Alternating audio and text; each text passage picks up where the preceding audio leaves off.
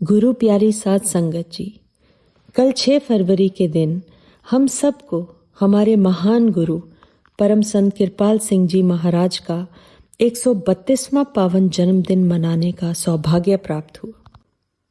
महान गुरुओं का जन्मदिन कोई साधारण दिन नहीं होता। यह गुरु की अपार दया मेहर को याद करने का दिन होता है। गुरु वही है जो अज्ञानता के अंधकार को दूर कर शिष्य को प्रकाश की ओर ले जाता है। गुरु की दया हमारे जीवन में कोई पल भर का एहसास नहीं होती, वह हर समय हर कदम पर हमारे साथ बनी रहती है। हम अपनी रोजमर्रा की भागदौड़ भरी जिंदगी में अक्सर उस दया को महसूस नहीं कर पाते, लेकिन जब कभी कुछ समय के लिए मन स्थिर होता है और गुरु की याद आती है, तब भीतर एक शांति उतर आती है और एहसास होता है कि गुरु की दया से हमारा जीवन कितना संभला हुआ है और कितनी सुंदर दिशा में आगे बढ़ रहा है। सतगुरु की दया को शब्दों में बांधना आसान नहीं होता, क्योंकि गुरु की दया आंखों से दिखाई नहीं देती। वह दिल में उतरने वाला एक शांत और गहरा एहसास होती है, जिसे केवल भीतर से ही महसूस किया जा सकता है। महाराज कृपाल सिंह जी दया और प्रेम के सागर थे। कृपाल का अर्थ ही है कृपा करने वाला। बाबा जी के जीवन में महाराज कृपाल सिंह जी की दया का परिणाम हम सब ने जाहरी तौर पर देखा। हमने देखा कि जब गुरु दया करता है, तब शिष्य का जीवन केवल संवरता ही नहीं, बल्कि उसकी पूरी दिशा ही बदल जाती है। यह दया थी जो बाबा जी को एकांत साधना के मार्ग से आगे बढ़ाकर संगत के उद्धार तक ले गई। संत महात्मा वे महान आत्माएं होती हैं जो प्रभु की ओर से संसार में आती हैं। जब सही समय आता है, तब उस वक्त की गुरु पावर आकर उस महान आत्मा को जगा देती है।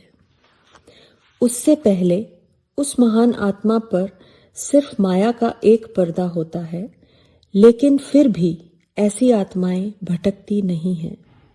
बचपन से ही उनके अंदर परमात्मा से मिलने की सच्ची तड़प होती है। इसी कारण गुरु की तलाश उन्हें बचपन से ही किसी न किसी रूप में लगी रहती है। बाबा जी कहते हैं कि शिष्य में इतनी ताकत नहीं होती कि वह गुरु को पहचान सके। गुरु ही शिष्य से मिलाप का जरिया बनाते हैं या कभी खुद चलकर उस आत्मा के पास पहुंच जाते हैं। इसी सच्ची तड़प को देखकर महाराज जी ने सबसे पहले बाबा जी के खेत में काम करने वाले हरनाम सिंह को चलती कार से दर्शन दिए। उसके बाद बाबा जी को 6 महीने पहले अंदर से दर्शन देने शुरू किए। समय आने पर उन्होंने खुद ही अपने एक सेवक से संदेश भिजवाया कि आप घर पर ही रहें, महाराज जी मिलने आ रहे हैं। जब महाराज जी मिलने आए तो उन्होंने कोई भी दुनियावी सवाल न करते हुए सिर्फ भजन सिमरन के बारे में पूछा। यह उस समय के महात्मा की मर्जी होती है कि वह उस आत्मा को पहले अपनी संगत में बिठाकर थ्योरी समझाए या केवल अपनी तवज्जो देकर उसी समय अभ्यास में बिठाकर आत्मा को ऊपर ले जाए। बाबा जी कहते हैं, वैसे तो पूर्ण संत महात्मा परमात्मा के द्वारा भेजे होते हैं, फिर भी वक्त के गुरु अभ्यास इसलिए करवाते हैं ताकि लोगों के सामने उदाहरण रखा जा सके और संगत के दिल में यह भाव बैठ जाए कि गुरु ने खुद कितना अभ्यास किया है, इसलिए हमें भी अभ्यास करना चाहिए। यह महाराज जी की बहुत भारी दया थी कि वे बाबा जी की आत्मा को अपनी तवज्जो से ही ऊपर ले गए। यह दया नहीं तो और क्या थी कि जिस गुरु के इतने शिष्य थे, जो विश्व एकता मंच के प्रेसिडेंट थे, जिन्हें बड़े बड़े नेता भी मानते थे और जिनसे नामदान लेने के लिए आवेदन देना पड़ता था, वही गुरु खुद चलकर राजस्थान के एक छोटे से फकीर के पास आए और नामदान दिया। महाराज कृपाल सिंह जी के मिलने से पहले बाबा जी 2 शब्द का अभ्यास किया करते थे, जिस कारण उन्हें रिद्धि सिद्धियों की शक्ति प्राप्त हो गई थी। बाबा जी अक्सर सत्संग में बताते हैं कि वे आंखों में देखकर सामने बैठे इंसान को गिरा देते थे, चाहे फिर वे 100 की गिनती में ही क्यों ना हो। लेकिन बाबा जी यह भी बताते हैं कि मन के कहे मुताबिक गुरु की परख करने के लिए बाबा जी ने वही शक्ति महाराज कृपाल जी पर भी आजमाने की कोशिश की। इसलिए उन्होंने महाराज जी की आंखों में देखा और उन्हें भी गिराने की कोशिश की, लेकिन महाराज कृपाल सिंह जी की शक्ति के सामने बाबा जी की उस शक्ति का कोई असर नहीं हुआ। उस पल बाबा जी ने समझ लिया कि यहाँ सिर झुकाना ही सही है और उन्होंने अपना सिर झुका दिया। यही गुरु की दया का एक बहुत गहरा रूप था कि गुरु ने पहली ही मुलाकात में अपनी पहचान दे दी। दया का एक और बहुत बड़ा रूप है नामदान देना। नामदान कोई साधारण चीज नहीं है। यह गुरु का आत्मा पर सबसे बड़ा उपकार होता है। नामदान के दिन आत्मा का नया जन्म होता है। यहीं से आत्मा की असली यात्रा शुरू होती है। महाराज कृपाल सिंह जी अपनी लेखनी में बार बार यह स्पष्ट करते हैं कि नामदान कोई रस्म नहीं है। यह केवल शब्दों का उच्चारण या किसी परंपरा में शामिल होना नहीं है, बल्कि जीवित गुरु पावर द्वारा आत्मा को भीतर से जगाना है। नामदान देकर गुरु मन और आत्मा दोनों के साथी बन जाते हैं। यह दया शिष्य को डर से मुक्त करती है, भटकने से बचाती है और उसे भीतर के सच्चे मार्ग पर लगा देती है। नामदान के बाद शिष्य अकेला नहीं रहता। गुरु पावर हर कदम पर उसका मार्गदर्शन करती है। महाराज जी यह भी कहते हैं कि गुरु दया अवश्य करते हैं, लेकिन शिष्य को अपने हिस्से का नियमित अभ्यास करना ही पड़ता है। नामदान गुरु की दया और शिष्य की मेहनत दोनों का मेल है, जो शिष्य को अपने असली घर सचखंड पहुंचाती है।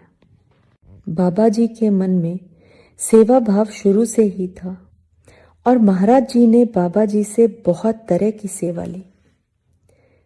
इनमें दुनियावी सेवा भी थी और रूहों को नामदान देकर उनकी आत्मा की संभाल करना भी था। बाबा जी ने दिल लगाकर तन, मन और धन से सेवा की। उन सेवाओं में एक सेवा यह भी थी कि महाराज जी के लिए जो घी और कनक जाती थी, वह बाबा जी के यहाँ से जाती थी। बाबा जी बताते हैं कि उस खेत की खेती वे खुद करते थे। जब गुरु शिष्य से सेवा लेते हैं तो उसके पीछे बहुत गहरी दया छिपी होती है। उस समय शिष्य को यह नहीं समझ में आता कि गुरु उससे यह सेवा क्यों करवा रहे हैं, लेकिन जैसे जैसे समय बीतता है तब समझ में आता है कि वही सेवा गुरु की दया बनकर हमारे जीवन में उतरती है और हमारे कर्मों का भार सहजता से हल्का करती चली जाती है। संतमत की दृष्टि से यह बात स्पष्ट है कि परम संतों के अपने कोई कर्म नहीं होते। वे कर्मों के बंधन से ऊपर होते हैं। फिर भी कभी कभी उनके जीवन में शारीरिक स्तर पर बीमारी या कमजोरी जैसी कुछ अवस्थाएं दिखाई देती हैं। एक बार महाराज जी का गंगानगर आने का कार्यक्रम बना हुआ था। उसी समय बाबा जी को बहुत तेज बुखार हो गया। बाबा जी ने प्रेमियों को महाराज जी तक खबर देने से मना किया हुआ था, लेकिन फिर भी किसी प्रेमी ने महाराज जी को टेलीग्राम भेज दिया और बाबा जी का बुखार बिना किसी दवाई के ठीक हो गया। महाराज जी उस दिन नहीं आए, बल्कि कुछ दिन बाद आए। जब वे आए तो उनका चेहरा बिल्कुल पीला पड़ा हुआ था। बाबा जी को यह ज्ञान हो गया कि महाराज जी ने उनका बुखार अपने ऊपर ले लिया था। यहाँ समझने की बात यह है कि यह कोई ऐसा कर्म नहीं था जो आत्मा को बांधता हो, बल्कि शरीर पर आया हुआ एक कष्ट था। महाराज जी का प्रेम इतना गहरा था कि उन्होंने उस शरीर के कष्ट को भी अपने ऊपर उठा लिया ताकि बाबा जी पर उसका असर ना पड़े। यह गुरु की दया ही है। वे कुदरत के नियमों को नहीं तोड़ते, बल्कि शिष्य पर आए कुछ कष्टों को सहन करवाकर उन्हें मजबूत बनाते हैं। कुछ अपने ऊपर ले लेते हैं ताकि शिष्य अपने आध्यात्मिक यात्रा में आगे बढ़ते रहें, और कुछ शिष्य को भुगतने पड़ते हैं। यह भी महाराज कृपाल जी की दया ही थी कि जब खूनीचक आश्रम में उन्होंने बाबा जी से कहा कि यहाँ से 16 PS चले जाओ और वहाँ एक गुफा बनाकर अपना भजन अभ्यास करो। ऐसा आदेश सुन लेना आसान नहीं होता। जिंदगी भर की कमाई से बनाया हुआ घर और सुख सुविधाएं एक पल में छोड़कर गुफा में अभ्यास करना बिना गुरु की दया के संभव नहीं होता। महाराज कृपाल जी ने यह भी कहा था कि आप अभ्यास करें, जरूरत पड़ने पर मैं खुद आपके पास आऊंगा। बाबा जी बताते हैं कि एक ऐसा समय आया जब बाबा जी 3 दिन तक बाहर ही नहीं आए और गुफा में ही लगातार भजन अभ्यास करते रहे। उस समय जो सेवादार उनकी सेवा में था, उसने सोचा कि शायद बाबा जी अब शरीर छोड़ चुके हैं। इस बारे में महाराज जी को कोई खबर नहीं दी गई थी। फिर भी महाराज जी खुद चलकर आए और तीसरे दिन बाबा जी को उठाकर कहा कि चलो, एक तो पास हुआ। जिस तरह कुम्हार घड़ा बनाते समय बाहर से मिट्टी को थप पीट कर आकार देता है, पर एक हाथ उसके अंदर भी रखता है, उसी तरह महाराज जी जानते थे कि भविष्य में बाबा जी से कौन सा काम लेना है। इसलिए उन्होंने बाबा जी को भजन अभ्यास के द्वारा अंदर से मजबूत बनाया। यह कठोर साधना भी उनकी दया से ही संभव हो पाई। बाबा जी अपनी गुफा की बैठक के बारे में बताते हैं कि कई बार मन बहुत विकराल रूप ले लेता है और पूरी ताकत से डराने की कोशिश करता है, लेकिन यह भी गुरु की दया ही थी कि वह भय धीरे धीरे समाप्त हो गया। एक बार एक बहुत बड़ा सांप गुफा में आ गया, जिसकी फुंकार बाहर तक सुनाई दे रही थी, लेकिन उस समय बाबा जी के मन में कोई भय नहीं था। वे शांत भाव से भजन अभ्यास करते रहे। बाहर परिस्थिति डरावनी थी, लेकिन इस दौरान बाबा जी को कोई डर महसूस नहीं हुआ। गुरु की दया से भय का अंत हो चुका था। बाबा जी कहा करते हैं कि गुरु का प्यार 1000 माता पिताओं के प्यार से भी कहीं ज्यादा होता है। यह प्रेम बिल्कुल निस्वार्थ होता है। बाबा जी अपने बड़े भाई के बारे में बताते हैं कि वे जीवन भर महाराज जी के बारे में गलत कहते रहे, यहाँ तक कहते रहे कि कृपाल ने तुम पर जादू कर दिया है। बाबा जी बताते हैं कि सच्चे सत्संगी पर गुरु द्वारा की गई दया उसके परिवार तक भी पहुंचती है। जब बाबा जी के भाई का आखिरी समय आया, तब महाराज जी ने देह स्वरूप में ना होते हुए भी उनकी संभाल की। जो लोग जीवन भर गुरु का विरोध करते हैं या तर्क करते हैं, गुरु उनकी भी संभाल करते हैं, क्योंकि उनका प्यार निस्वार्थ होता है। बाबा जी कहते हैं, अगर सत्संगी सच्चा होता है तो उसकी कई पीढ़ियां तर जाती हैं। यह गुरु की दया का ही परिणाम होता है। महाराज जी के राजस्थान के आखिरी दौरों में से एक दौरे के दौरान बाबा जी के काफ़ी मना करने के बावजूद भी उन्हें अपनी गाड़ी में अपने साथ बिठाया।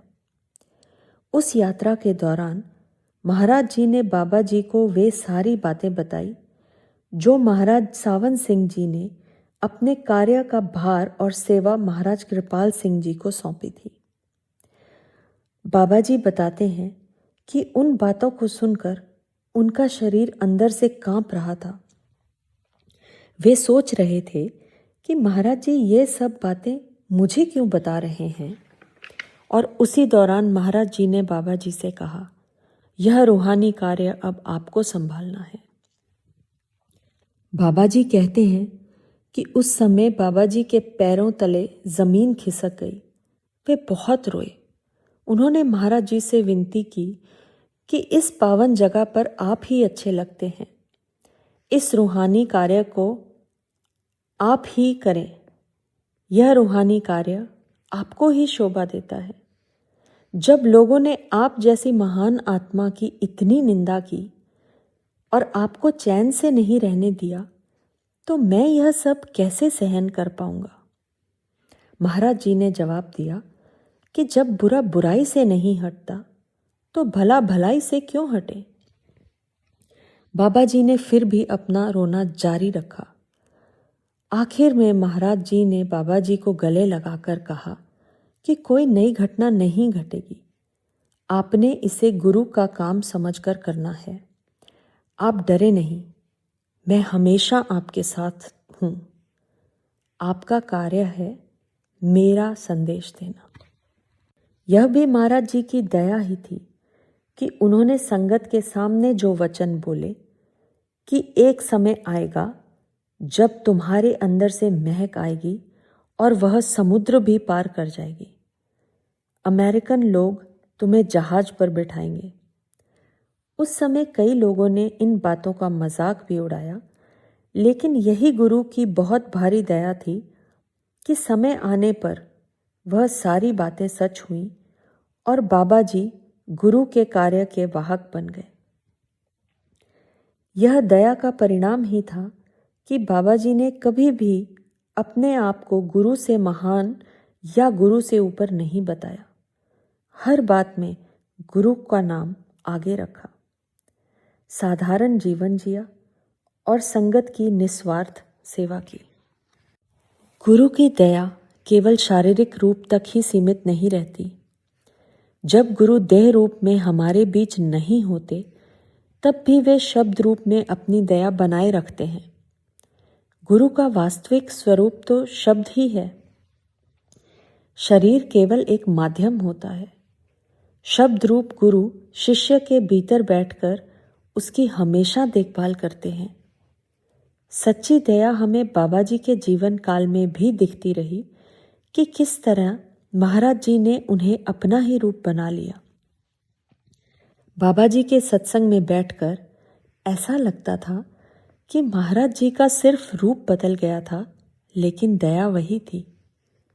हमने महसूस किया कि शारीरिक अनुपस्थिति से दया खत्म नहीं होती। वह गुरु परंपरा में बहती रहती है, जैसे दीप से दीप जलता है। यह महाराज जी की दया का फल ही था कि हमें बाबा जी जैसे एक पूर्ण गुरु मिले। आज दोनों गुरुओं के देह रूप में हमारे बीच ना होने पर भी हम उस दया को महसूस कर रहे हैं। अक्सर हम संत महात्माओं की कथाओं में चमत्कार वाली घटनाओं को ज़्यादा महत्व देते हैं, जहाँ कुछ असाधारण दिखाई देता है। लेकिन कई बार हम उस दया को हल्के में ले लेते हैं जो हर दिन हर पल चुपचाप हमारे जीवन में काम कर रही होती है। लेकिन गुरु की सच्ची दया वही होती है जो बिना दिखे हमारे जीवन को संभालती है, हमें टूटने से बचाती है और सही समय पर सहने की शक्ति भी देती है। इसीलिए चमत्कारी कथाओं से ज़्यादा ज़रूरी है उस निरंतर दया को पहचानना जो गुरु हर शिष्य पर बनाए रखते हैं। गुरु प्यारी साध संगत जी, आज हमने यह देखा कि गुरु अपने शिष्य पर किस तरह से दया करते हैं। अब यह हम पर निर्भर करता है कि हम उस दया का लाभ कैसे उठाते हैं। भजन करने के लिए ज़रूरी नहीं है कि हम किसी गुफा में ही जाएं, लेकिन अपने जीवन में थोड़ा सा अनुशासन तो ला ही सकते हैं। अगर हम थोड़ा सा झुक जाएं, थोड़ा सा विश्वास कर लें और गुरु की कही बातें मान लें, तो समझ लीजिए गुरु की दया हमारे जीवन में अपने आप उतर आएगी। जहाँ शिष्य सच्चा होता है, वहाँ गुरु की दया अपने आप प्रकट हो जाती है। गुरु की दया बिना मांगे मिलती है, लेकिन टिकती आज्ञा का पालन करने से ही है। गुरु हमेशा तैयार हैं। प्रश्न बस इतना है कि क्या शिष्य तैयार है?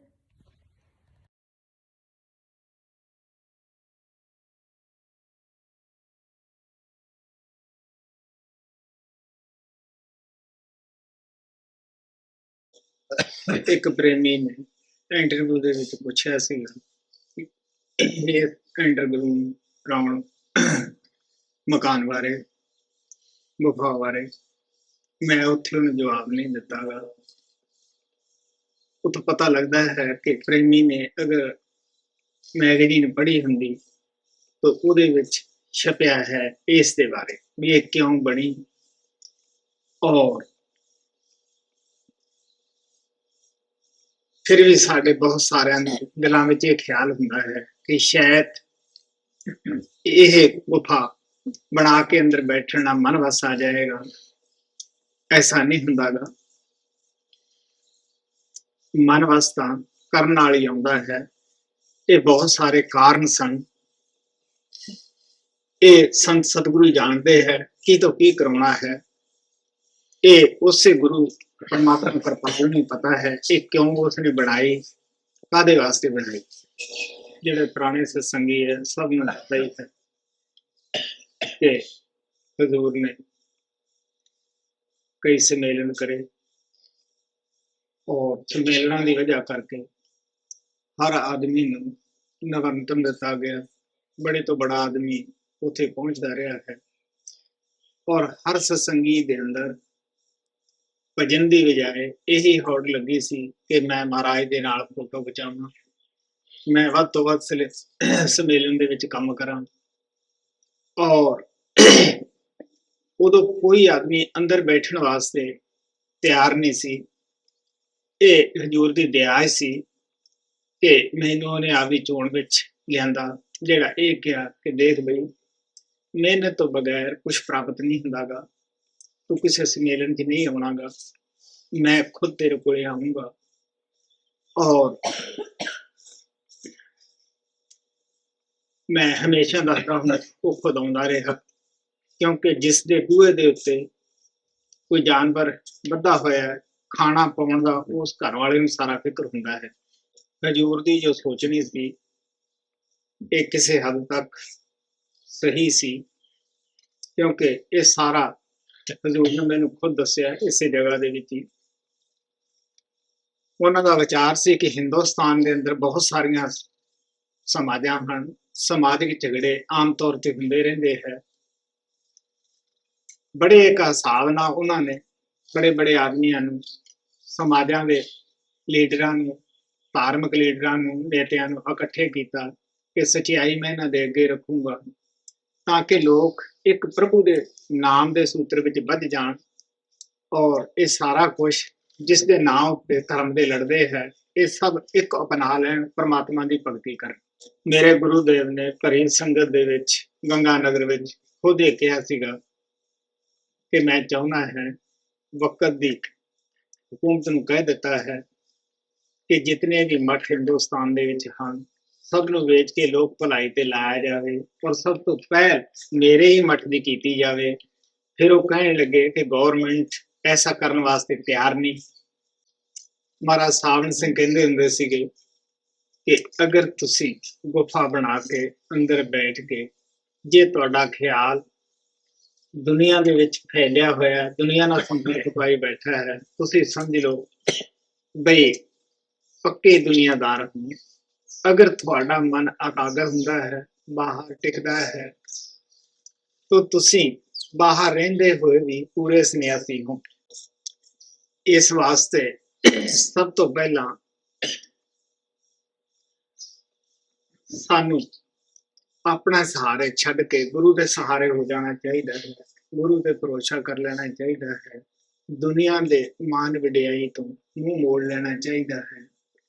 ਸਾਨੂੰ ਪਤਾ ਹੈ ਕਿ ਮਿਹਨਤ ਤੋਂ ਬਗੈਰ ਕੁਝ ਵੀ ਪ੍ਰਾਪਤ ਨਹੀਂ ਹੁੰਦਾ ਗਾ। ਚਾਹੇ ਆਪਾਂ ਦੁਨੀਆ ਦਾ ਵੀ ਕੋਈ ਚੀਜ਼ ਪ੍ਰਾਪਤ ਕਰਨਾ ਚਾਹੀਏ ਮਿਹਨਤ ਤੋਂ ਬਗੈਰ ਮਾਤਾ ਬੱਚੇ ਨੂੰ ਪੈਦਾ ਨਹੀਂ ਕਰ ਸਕਦੀ ਜੀ।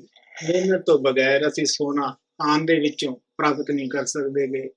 ਔਰ ਅਗਰ ਅਸੀਂ ਮੋਤੀ ਪ੍ਰਾਪਤ ਕਰਨਾ ਹੈ ਤਾਂ ਸਾਨੂੰ ਡੂੰਘੇ ਸਮੁੰਦਰ ਦੇ ਅੰਦਰ ਡੁਬਕੀ ਲਾਉਣੀ ਪੈਂਦੀ ਹੈ। ਇਸੇ ਤਰ੍ਹਾਂ ਦੁਨੀਆਦਾਰੀ ਦਾ ਵੀ ਅਗਰ ਅਸੀਂ ਪਿਆਰ ਪ੍ਰਾਪਤ ਕਰਨਾ ਹੈ ਸਾਨੂੰ ਬੜਾ ਸੰਘਰਸ਼ ਕਰਨਾ ਪੈਂਦਾ ਹੈ। ਇਨਸਾਨ ਉਸ ਪਿਆਰ ਨੂੰ ਪ੍ਰਾਪਤ ਕਰਨ ਵਾਸਤੇ ਕੀ ਕੁਰਬਾਨੀਆਂ ਨਹੀਂ ਕਰਦਾ। ਸੰਸਾਰ ਦੱਸਦੇ ਹੈ ਕਿ ਸੁੱਖ ਦੀ ਕੀਮਤ ਦੁੱਖ ਹੈ। ਅਗਰ ਕੋਈ ਆਦਮੀ ਇਹ ਕਹੇ ਕਿ ਮੈਂ ਦੁਨੀਆਦਾਰੀ ਦੀ ਕੋਈ ਚੀਜ਼ ਨੂੰ ਬਗੈਰ ਮਿਹਨਤ ਪ੍ਰਾਪਤ ਕੀਤਾ ਹੈ ਤਾਂ ਉਹ ਇੱਕ ਹੋਰ ਕਰਜ਼ਾ ਚੁੱਕ ਰਿਹਾ ਹੁੰਦਾ ਹੈ। ਮਹਾਤਮਾ ਸਾਨੂੰ ਦੱਸਦੇ ਹੈ ਕਿ ਪਰਮਾਰਥ ਦਾ ਜੋ ਮਸਲਾ ਹੈ ਇਹ ਤਾਂ ਬੜਾ ਪੇਚੀਦਾ ਹੈ। ਇਹਦੇ ਵਿੱਚ ਤਾਂ ਬੜੀ ਹੀ ਮਿਹਨਤ ਦੀ ਲੋੜ ਹੈ ਕਿਉਂਕਿ ਮਨ ਇੰਦਰੀਆਂ ਦੇ ਨਾਲ ਘੋਲ ਕਰਨਾ ਪੈਂਦਾ ਹੈ। ਮਨ ਨੂੰ ਜਵਾਬ ਦੇਣਾ ਪੈਂਦਾ ਹੈ ਔਰ ਮਨ ਬੜਾ ਇੱਕ ਹਠੀਲਾ ਦੁਸ਼ਮਣ ਹੈ ਔਰ ਥੋੜੇ ਕੀਤੇ ਹਟਣ ਵਾਲਾ ਨਹੀਂ ਹੁੰਦਾ ਗਾ। ਇੱਕ ਕਿਸਮ ਦੀ ਗੁਰੂ ਭਗਤੀ ਦੇ ਵਿੱਚ ਪੈਰ ਰੱਖਣਾ ਮਨ ਨਾਲ ਲੜਾਈ ਮੁੱਲ ਲੈਣੀ ਪੈਂਦੀ ਹੈ। ਪਿਆਰਿਓ ਇਹ ਗੱਲਾਂ ਦਾ ਨਿਸ਼ਾਨੀ ਗਾ ਇਹ ਕਰਨ ਦਾ ਹੈ। ਸਾਡੇ ਦਿਲ ਕਮਜ਼ੋਰ ਹੈ ਔਰ ਦੁਨੀਆ ਦੇ ਵਿੱਚ ਫਸੇ ਹੋਏ ਗੱਲਾਂ ਨਾਲ ਅਸੀਂ ਉਸ ਪਿਆਰ ਦੀ ਦੌਲਤ ਨੂੰ ਚਾਹੁੰਦੇ ਹਾਂ ਔਰ ਕਰਨੀ ਦੇ ਅਸੀਂ ਚੋਰ ਹੈ। ਗੁਫਾ ਦਾ ਬਣਾਉਣਾ ਖਿਆਲ ਅੱਛਾ ਹੈ ਕੋਈ ਬਾਤ ਨਹੀਂ ਲੇਕਿਨ ਉਹਦੇ ਵਿੱਚ ਬੈਠ ਕੇ ਜਿਹੜਾ ਕਰਨਾ ਹੈ ਇਸ ਤੋਂ ਵੀ 100 ਗੁਣਾ ਉਹ ਜ਼ਰੂਰੀ ਹੈ। ਇਸ ਵਾਸਤੇ ਮੈਂ ਦੱਸਦਾ ਹੁੰਦਾ ਹੈ ਕਿ ਦੂਸਰੀ ਵਰਲਡ ਵਾਰ ਦੇ ਵਿੱਚ ਮੇਰੀ ਉਮਰ ਤਾਂ ਠੀਕ ਹੀ ਸੀ ਉਦੋਂ ਕੋਈ ਜ਼ਿਆਦਾ ਬੜੀ ਨਹੀਂ ਸੀ ਔਰ ਉਸ ਵਕਤ ਲੋਕ 28 ਸਾਲ ਦੀ ਸਜ਼ਾ ਮਨਜ਼ੂਰ ਕਰ ਲੈਂਦੇ ਸੀ ਲੇਕਿਨ ਲੜਾਈ 'ਚ ਜਾਣ ਵਾਸਤੇ ਕੋਈ ਖੁਸ਼ ਨਹੀਂ ਸੀਗਾ ਕਿਉਂਕਿ ਦਿਸਦਾ ਸੀ ਮੌਤ ਨੂੰ ਜੱਫੀ ਪਾਉਣ ਦੇ ਬਰਾਬਰ ਹੀ ਸੀ। ਮੈਂ ਉਦੋਂ ਖੁਸ਼ੀਨਾਮੇ ਆਪਣਾ ਨਾਮ ਦਿੱਤਾ ਲੇਕਿਨ ਇਹ ਵੀ ਦੱਸਦਾ ਹੁੰਦਾ ਕਿ ਜਦ ਗੁਫਾ ਦੇ ਅੰਦਰ ਵੜਨ ਲੱਗਿਆ ਉੱਥੇ ਜੰਗ ਜਾਣਾ ਆਸਾਨ ਸੀ ਲੇਕਿਨ ਗੁਫਾ ਦੇ ਵਿੱਚ ਵੜਨਾ ਉਦੋਂ ਕਰੋੜਾਂ ਦਰਜੇ ਔਖਾ ਸੀਗਾ ਕਿਉਂਕਿ ਮਨ ਸ਼ੇਰ ਬਣ ਕੇ ਅੱਗੇ ਖੜ ਜਾਂਦਾ ਹੈ ਔਰ ਪਤਾ ਲੱਗਦਾ ਹੈ ਜਿਹੜਾ ਕਰਦਾ ਹੈ ਜਿਹੜਾ ਸੰਘਰਸ਼ ਕਰਦਾ ਹੈ। ਮੈਂ ਹੀ ਨਹੀਂ ਕਹਿੰਦਾ ਗਾ ਇਹ ਗੱਲ ਪਰ ਸਾਵਣ ਸਿੰਘ ਨੇ ਵੀ ਇਹ ਗੱਲ ਕਹੀ ਕਿ ਮਨ ਨੂੰ ਤੋਪ ਕੇ ਖੜਾ ਕਰੋ ਇਹ ਹੋ ਜਾਏਗਾ ਲੇਕਿਨ ਭਜਨ ਤੇ ਬਿਠਾ ਤੇ ਬਹਿੰਦਾ ਨਹੀਂ। ਤੁਹਾਨੂੰ ਪਤਾ ਹੀ ਹੈ ਕਿ ਪਰਮ ਪਿਤਾ ਕਿਰਪਾਲ ਨੇ ਅਭਿਆਸ ਕੀਤਾ ਅਮਲੀ ਤੌਰ ਤੇ ਜ਼ਿੰਦਗੀ ਵਿੱਚ ਕਾਮਯਾਬ ਹੋਏ। ਉਹ ਕਾਮਯਾਬੀ ਹੀ ਸਾਨੂੰ ਉਹਨਾਂ ਨੇ ਬਤਾਈ ਕਿ ਉਹ ਰਾਤ ਨੂੰ ਮੰਜੇ ਤੇ ਨਹੀਂ ਪੈ ਸਕਦਾ ਸੀ ਕਿ ਉਹ ਅੱਛੀ ਰਜਾਈ 'ਚ ਨਹੀਂ ਪੈ ਸਕਦਾ ਸੀ। ਉਹਨੇ ਰਾਵੀ ਦੇ ਵਿੱਚ ਗੜਜਦੇ ਜਿਹਦੇ ਪਾਣੀ ਦੇ ਵਿੱਚ ਖੜ ਕੇ ਕਿਉਂ ਅਭਿਆਸ ਕੀਤਾ। ਸਾਨੂੰ ਸਭ ਤੋਂ ਪਹਿਲਾਂ ਬਾਹਰ ਭਰੋਸਾ ਬਣਾਉਣ ਦੀ ਜ਼ਰੂਰਤ ਹੈ। ਅਗਰ ਸਾਡਾ ਬਾਹਰ ਮੁਖੀ ਭਰੋਸਾ ਪੱਕ ਜਾਂਦਾ ਹੈ ਔਰ ਫਿਰ ਉਹ ਭਰੋਸੇ ਨੂੰ ਕੋਈ ਤੋੜਦਾ ਨਹੀਂ ਗਾ ਅੰਦਰ ਜਾਣਾ ਸਾਡੇ ਵਾਸਤੇ ਬੜਾ ਹੀ ਆਸਾਨ ਹੋ ਜਾਂਦਾ ਹੈ ਕਿਉਂਕਿ ਪ੍ਰਕਾਸ਼ ਤਾਰੇ ਚੰਦਰਮਾ ਸਭ ਕੁਝ ਸਾਡੇ ਅੰਦਰ ਹੈ। ਜਦੋਂ ਸਾਡਾ ਮਨ ਇਕਾਗਰ ਹੋ ਜਾਂਦਾ ਹੈ ਇਹ ਸਭ ਕੁਝ ਦੇਖਦਾ ਹੈ। ਜਦ ਸਾਡਾ ਮਨ ਇਕਾਗਰ ਨਹੀਂ ਹੁੰਦਾ ਥੱਲੇ ਡਿੱਗ ਪੈਂਦਾ ਹੈ ਨਾ ਇਹ ਗੁਰੂ ਸਰੂਪ ਦੇਖੇ ਨਾ ਇਹ ਕੋਈ ਪ੍ਰਕਾਸ਼ ਦੇਖੇ ਨਾ ਤਾਰੇ ਦੇਖੇ। ਮੈਨੂੰ ਖੁਸ਼ੀ ਹੈ ਆਪ ਸਭ ਨੇ